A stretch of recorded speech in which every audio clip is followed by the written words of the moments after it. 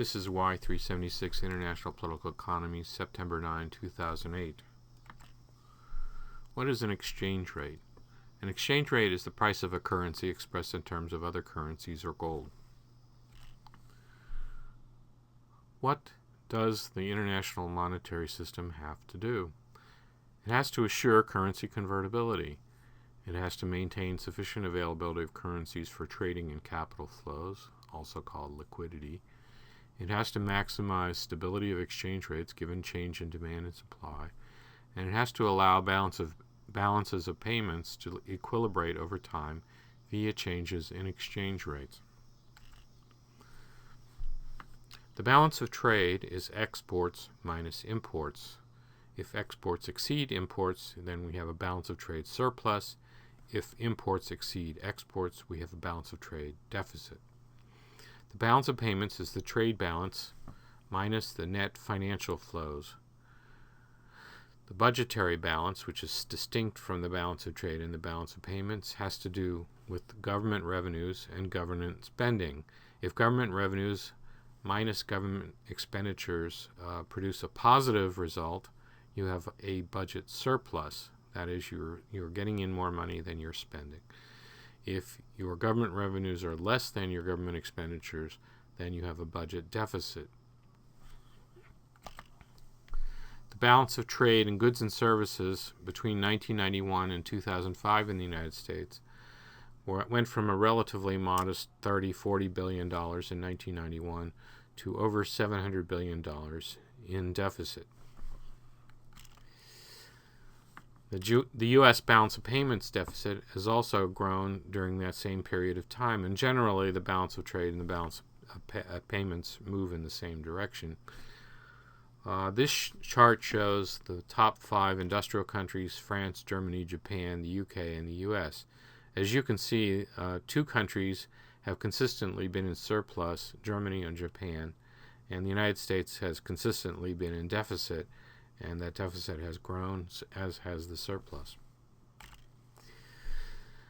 When trade or balance of payments deficits or surpluses persist over a relatively long period of time, that's called a structural imbalance.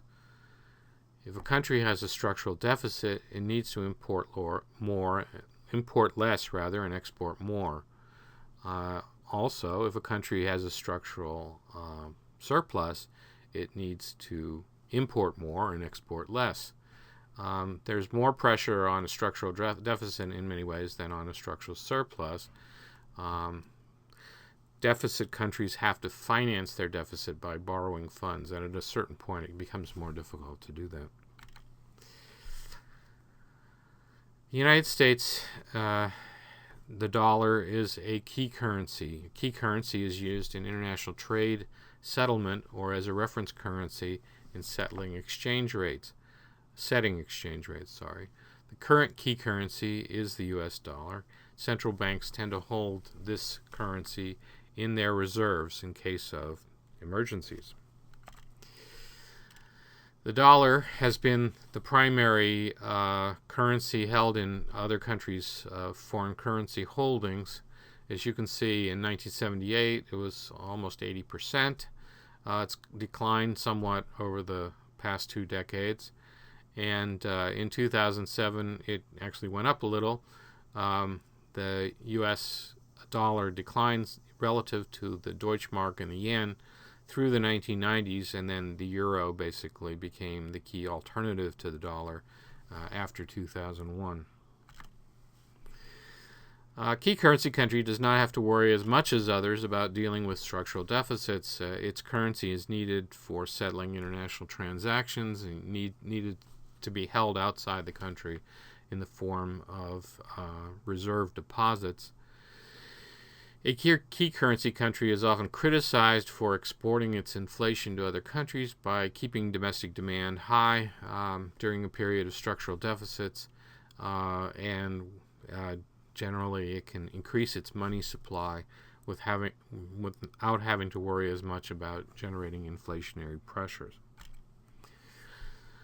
The structural surplus countries, Germany and Japan, were basically stubborn about upwardly revaluing their currencies under the original Bretton Woods system. And they did this because they saw a benefit from continuing to export at high rates because their growth had become dependent on their export performance. In 1971, the U.S. government decided to do something about this in a fairly radical way. In August 1971, it was reported that the U.S. had a small deficit, which was the first reported deficit for many years. President Nixon and his Treasury Secretary John Connally agreed to release the dollar from being tied to gold at $35 per ounce, to impose an import surcharge of 10% on all imports, and to withdraw that surcharge only if surplus countries, which of course meant Germany and Japan, agreed to revalue their currencies. This pressure produced a lot of friction in the big industrial countries, and a series of meetings resulted finally in an agreement to do precisely what the U.S. wanted at the Smithsonian Institution in 1972. So you see a picture of the building there below, a picture of President Nixon to the left, and John Connally on the left-hand side of the photo in the ill-fated limousine from the assassination of Kennedy in 1963.